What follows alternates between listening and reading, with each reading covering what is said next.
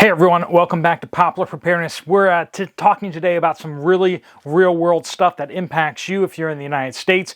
We're going to be talking about the UK as well as the United States egg situation. In the UK, of course, the egg situation is much worse. We're not seeing nearly the amount of eggs out there.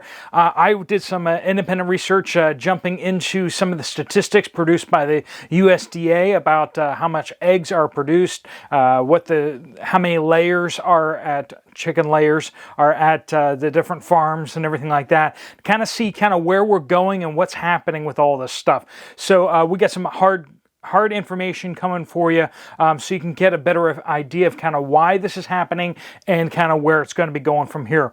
The day after Thanksgiving, first off, officials announced that 1.7 million egg layers in Nebraska were going to be culled due to bird flu. Of course, once again, we are rather suspicious of that here, but whether it's happening or not, it's hard to trust anything that we're hearing right now, but we are having these tests go out, and the tests come back positive, and they start culling all the birds at that entire farm in order to get a nice big payout from the government.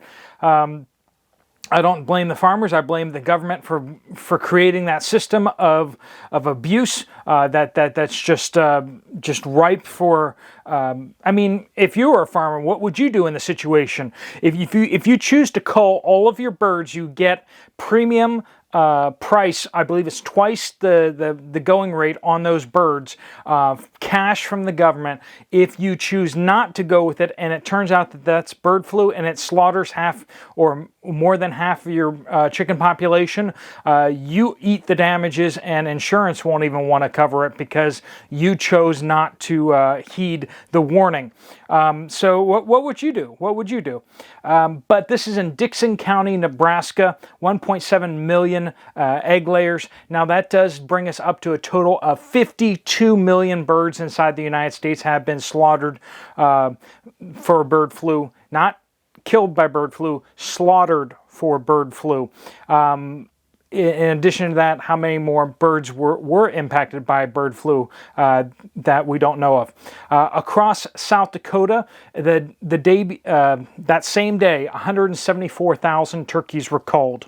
Of course, when they cull the chickens and the turkeys for bird flu, they have to dispose of the birds in basically mass graves. They dig a pit and they throw all the birds in there, and that's how they dispose of them. The day before Thanksgiving, there was another 100,000 egg layers that were put down, culled. In the UK, we're seeing some of the similar thing. We're seeing a lot of birds culled. So 52 million in the United States. We're seeing large amounts in Europe, of course, over 50 million in Europe overall. But we're seeing in the UK where people are going to the store and not finding eggs. They're going to some stores where they have eggs and they're being rationed because, and get this, in the UK, 1/3 of farmers have cut the numbers of hens that they're keeping due to feed costs. 1/3 of farmers in the UK have cut how many birds they're having due to feed costs. They can't afford it. It's just not cost effective in order to produce eggs at these rates. And they're pointing the finger, the farmers there are pointing the finger at the supermarkets and saying, you're jacking up rates to the people, but you're not actually passing that through to us. You're keeping all that excess. You're using it just as an opportunity to reduce the number of people wanting the eggs so that you can make sure you have enough eggs, but you're not actually passing that through to the farmers who are paying higher feed costs and, of course, diesel costs and all that other stuff. So it's not a short-term issue. Farmers are choosing to have smaller herds, smaller flocks. They're also choosing to have smaller herds too, but that's a whole nother issue on beef and pork and everything like that. But when it comes to eggs and chicken, we're talking about smaller flocks because they can't afford it. Once we get into the United States, we're going to be looking at the USDA report of where our populations are of chickens in the U.S. So it's not short term. They're talking about this lasting months and months in the UK. Over in the United States, the situation is going to be rather similar. Check out these numbers. In 2019, there were 399 million egg-laying hens. 399 million egg-laying hens. Just last month, in October, there were 375 million hens, egg-laying hens. So we've slaughtered 52 million, and of course you're saying, well, maybe they're just, they can produce more birds, and so they're going to just put more birds and they're going to restock the population and it's going to be fine. But according to these numbers, we're down 25 million birds. 25 million birds produce a lot of eggs, and those eggs just aren't being produced in the United States, just like lettuce is not being produced, just like we're having issues with tomatoes. Food is just not being produced at the levels it was last year or the year before, and this is a situation where we're just in a decline right now, and due to bird flu as well as feed costs, it's just, there's less food out there, and someone's always going to point out, food waste.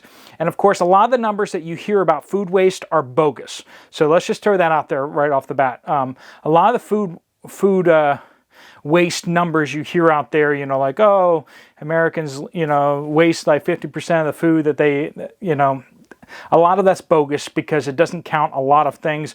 A lot of the food goes to feed cattle, pigs, goes to feed chickens, goes to feed pet food and stuff like that, and that doesn't count for food, but yet it counts against that number. So there's a lot of reasons. If you dig into those numbers, you'll find out that the food waste thing is way overblown. Yes, grocery stores do dump a lot of stuff out in the trash. But when you compare that to how much food walks out the front door in people's arms, you also have to realize that the food that walks out the front door is a lot of food as well. So it's comparatively, it's not that bad. But when you look at like just the food waste, obviously it breaks our heart to see all that food, especially when it's food that's edible. But a lot of that food has to be tossed out because of rules, regulations, requirements, that kind of a thing. And that is what it is. But so in the United States, we're talking about in October, egg production was down 4% year over year compared to 2021. September, the prior month, egg production was down 3% year over year. We're having consistently underperforming the amount of eggs produced, and yet people are still consuming the same amount of eggs, and that should give you a little bit of an idea of how we're actually digging our hole deeper and deeper. We're actually getting further and further behind in how many eggs we have out there. As people are eating more eggs than are being produced, the stockpiles of eggs are getting drawn down more and more and more. The buffer is going away in the eggs. We're going to see the prices continually spiral upwards until we see some kind of leveling out of that, until we see things start to get to the point where people are eating the same amount of eggs are being produced. Hopefully farmers can produce more eggs, but you have to realize that in the United States too, with feed costs up as high as they are, and with all the headaches that farmers are having to deal with right now, especially, bird flu and just USDA and all that kind of stuff like that, a lot of farmers are just like, it's not worth it. It's not worth it. I don't know what the market's going to do next week. I don't know how much I'm going to be able to get for chicken. I don't know how much I'm going to get for eggs. The uncertainty is making it harder on farmers to plan. It's making it so that farmers are less and less inclined to want to take risks like expanding their facilities in order to house more chickens. And remember, once they cull chickens at a farm, they cannot replace those chickens for quite a while before, because the bird flu in the facility, they can't just put more chickens in there. They can't just cull them and then sanitize and then put more chickens in there. They have to wait months and months and months before they can even bring that facility back online. So we're having that around the country, and this is happening around the world because Europe's being in a very similar situation, and other countries in Australia and every place like that, we're just having this deficit of food across the board, especially in eggs. All right, folks, if you have information you'd like to pass along, my email address is poplarpreparedness@gmail.com. Love to hear from you. If you would like to check out another video, there's another video right here on the screen. I'll see you over there, or I'll see you later. Steve Poplar, out.